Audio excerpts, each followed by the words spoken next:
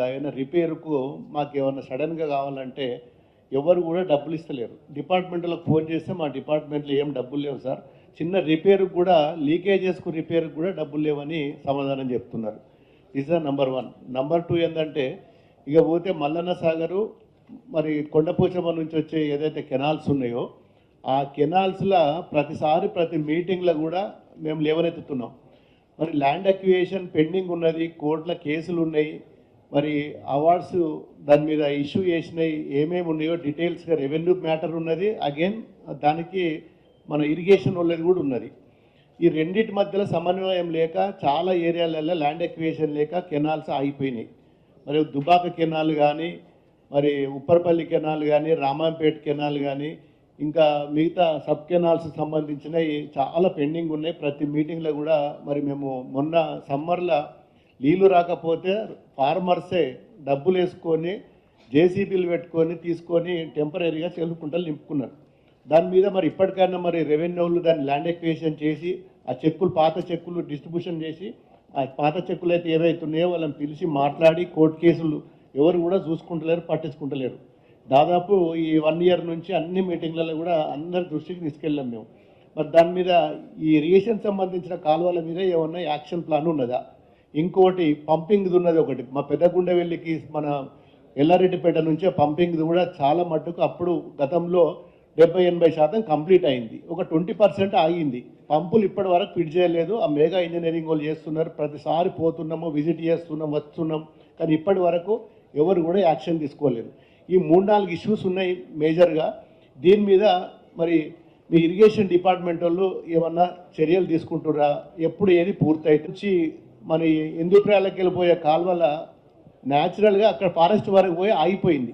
ఆగిపోయిన తర్వాత ఫారెస్ట్ వస్తుంది, ఆ ఫారెస్ట్ నుంచి ఇప్పటి వరకు మనకు ఎన్విరాన్మెంట్ క్లియరెన్స్ ఫారెస్ట్ వాళ్ళు ఇయ్యలేదు, కెనాల్ ఆగిపోయింది.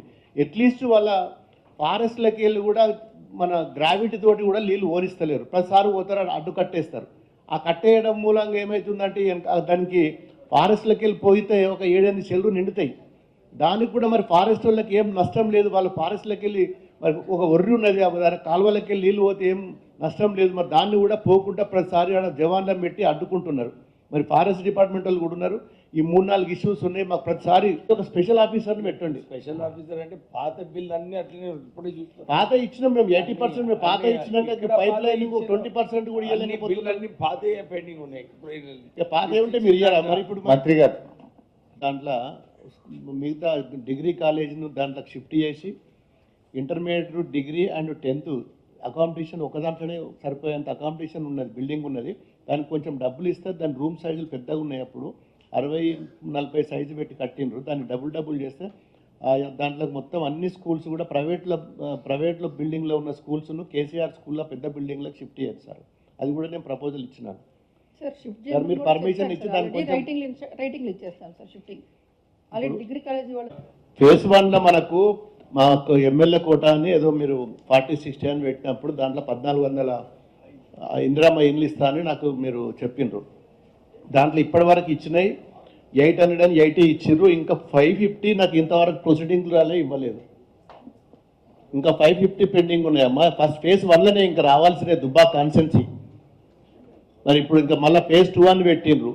మరి ఇంకా ఫేజ్ 1లోనే కంప్లీట్ కాలేదు. మరి అందులోనే ఇంకా 520 ప్రొసీడింగ్లు పెండింగ్ ఉన్నాయి రావాల్సినవి.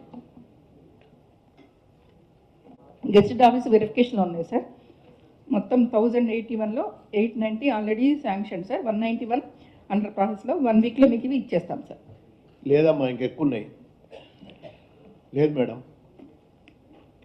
ఇప్పుడు జనరల్గా సార్ కోటానేమో మా ఇన్ఛార్జ్ మంత్రి గారి మొత్తం ప్రొసీడింగ్లు అన్ని ఇచ్చారు. మాకు ఇవ్వాల్సిన ఫస్ట్ ఇచ్చారు, రాగానే ఫస్ట్ ఇచ్చేసారు సార్. ఈ ఎమ్మెల్యే గారి కోటా అనేది సార్ ఎంఎన్హెచ్ గారి కోటాలోనే జరిగింది సార్. తర్వాత సబ్సిక్వెంట్ గవర్నమెంట్ 40% ఎమ్మెల్యే గారి కోటా అన్న తర్వాత ఆల్రెడీ శాంక్షన్ కాబట్టి అడ్జస్ట్ చేసుకుంటూ అందరికీ శాంక్షన్ చేసుకుంటూ వచ్చాం సార్. మాకు ఇంకా రాలే కదా మా సార్. ఇప్పుడు సార్ కోటా కింద మొత్తం 100% అయిపోయినాయి. మినిస్టర్ గారు సైన్ చేశారు సార్, శాంక్షన్ కూడా సార్ ఇచ్చేశారు. ఎప్పటి వరకు వస్తాయి? పాత వద్దు మనకు, కానీ ఇప్పుడు 1 వీక్లో మీకు ఇవన్నీ బ్యాలెన్స్ మొత్తం కంప్లీట్ చేస్తారు. 1 వీక్ ఫేజ్ 1 లోపల 1 week sir. Okay, thank you. చాలా సందర్భాలలో చెప్పినా, నేను రివ్యూ మీటింగ్లో చెప్పినా, వేరే చెప్పినా, ఇప్పుడు మా గ్రామాలలో ఏమవుతుందంటే ఈ ఎల్సీ తీసుకున్నప్పుడు 5 గ్రామాలు 6 గ్రామాల కరెంటు తీస్తున్నారు. సార్ ఇప్పుడు మా రాయపోల్ మండలంలో సార్ ఎల్కలు బేగంపేట రామ్సాగర్ ఆ ఏరియాలలో ఇప్పుడు కాదు ప్రతిసారి చెప్తున్నా నేను మీకు అప్పుడేమో డబ్బులు లేవన్నారు, ఇప్పుడు డబ్బులు ఉన్నాయి అన్నారు. మరి ఆ స్విచ్లు ఏదైతే చేంజ్ అవర్ స్విచ్లు ఉంటాయి కదా అవి ఎందుకు మార్చలేరు? ఏబీ స్విచ్ ఎందుకు మార్చలేరు? సార్ ఇప్పుడు చేంజ్ చేస్తాం సార్. ఇప్పుడు ఆల్రెడీ మేము ఒక మాకు కొత్త- దీని మీద చాలా సందర్భాలలో మాట్లాడినా, మీకు లెటర్ ఇచ్చినా, మీకు పర్సనల్ గా మాట్లాడినా ఎస్ సార్ ఎస్ సార్. ఇప్పుడు ఇమ్మీడియట్ గా అయిపోతే సార్. ఇప్పుడు ఆల్రెడీ మాకు ఎస్టిమేట్లు కూడా వచ్చేసినాయి సార్. దాదాపు అక్కడ ఎస్టిమేట్లకు శాంక్షన్. ఇక్కడ అన్ని కిందికి వైర్లు ఊలాడబడి పాపం మా దగ్గర చాలా యాక్సిడెంట్లు అయితే చచ్చిపోతున్నాయి. పశువులు కానీ మనుషులు కానీ కిందికి ఊలాడు. పాతకాలం పోల్స్ ఉన్నాయి, పొట్టి పోల్స్. సార్ మరి అవి మారుమన్నం అవి మారుస్తలేరు. అప్పుడు అంటే బడ్జెట్ లేదన్నారు స్టార్టింగ్ లో. మరి ఇప్పుడు బడ్జెట్ ఉన్నప్పుడు ఎందుకు మారవారు? దాదాపు ఒక 4-5 వేల పోల్స్ మారవాలి, కొత్త వైర్ వేయాలి. సార్ అది పెండింగ్ ఉన్నది. ఇప్పుడు ఇంకో కొత్త సమస్య ఏంటంటే పామాయిల్ గురించి ఇప్పటిదాకా మాట్లాడినాం మనం. సార్ పామాయిల్ తోటలలో కరెంటు వైర్లు లైన్స్ పోతున్నాయి. వాళ్ళందరూ ఏం చేస్తున్నారు, మాకు పైన తగులుతున్నాయి, చెట్టు తగులుతున్నాయి, పెద్ద పెరిగినాయి, ఆ చెట్టు పెరిగినాయి, ఆ వైర్లు మారమంటున్నారు, పోల్స్ మారమంటారు. దాన్ని మీరు ఏమి యాక్షన్ తీసుకుంటారు? అన్ని ఊర్లలో అదే సమస్య ఉన్నది. సార్ ఒక మనం తోటలు పెట్టించినాం, మధ్యలో అవి కరెంట్ పోల్స్ ఉన్నాయి. వచ్చిందన్న అది గవర్నమెంట్ నుంచి ఆర్డర్ వచ్చింది. చెప్పు సార్, సార్ చిన్న కట్టమే సబ్మిషన్ సార్. ఇప్పుడు వాళ్ళ రైతులకు ఏంటంటే సార్, మార్చుకోవాలంటే కూడా డిపార్ట్మెంట్కు పైసలు కట్టాల్సిన పరిస్థితి ఉండే.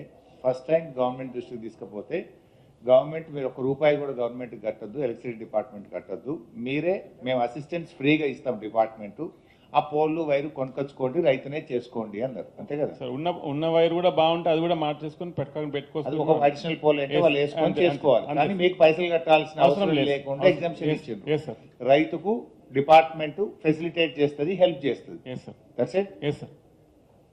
ఇంకోటి, ఇప్పుడు ఎక్కడో లైన్స్ ఉంటే అక్కడ మీరు లైన్స్ లేవు. ఇప్పుడు పాత లైన్స్ మీదనే నడిపిస్తున్నారు. కాలువలకి వెళ్ళి కూడా మోటార్లు వేసారు, అవి కూడా పాత లైన్స్ మీదనే నడిపిస్తున్నారు. ఇప్పుడు కొత్తగా మోటార్లు వేసారు కాబట్టి అక్కడికి డెఫినెట్గా వాళ్ళకు కరెంట్ పోల్స్ దగ్గర వరకు కూడా పోల్స్ ఇస్తే వాళ్ళకు ఫెసిలిటీస్ ఉంటాయి. అవి లేక చాలా ఇబ్బంది అవుతున్నది. అన్ని గ్రామాలలో అట్లే ఉన్నది. ఇప్పుడు మా దగ్గర దుబాక కెనాల్ ఉన్నది, దౌలతాబాద్ మండలంలో, చేగుంట మండలంలో, మరి అన్ని రాయపోల్ మండలంలో ఎక్కడో దూరం కరెంట్ పోల్ ఉంటుంది. అప్పుడు కాలువ లేకుండా, ఇప్పుడు కాలువలు వచ్చే వరకల్లా వాళ్ళకి లైన్స్, కొత్త లైన్స్ అవసరం ఉన్నాయి. కొత్త లైన్స్ మీరు ప్రొవైడ్ చేయలేదు, సార్ ట్రాన్స్ఫార్మర్ ప్రొవైడ్ చేయలేదు, పవర్ పెరిగింది కన్జంప్షన్. దాని మీద మరి మీరు బడ్జెట్ ఉందంటారు, ఒకసారి పోయి వాచ్ చేసుకొని ఎక్కడెక్కడ ఎన్ని పోల్స్ కావాలి, ఎక్కడ వరకు మనకు కాలువల పొంటి రిక్వైర్మెంట్ ఎక్కడ ఉన్నది, కొడలి బాగు పొంటి ఎక్కడ ఉన్నది, దాని మీద మీరు చూసుకోవాలి కదా. చూస్తాం సార్. ఒకసారి మొత్తం సర్వే చేసి. ప్రతిసారి చెప్తున్నా అయితే లేదు.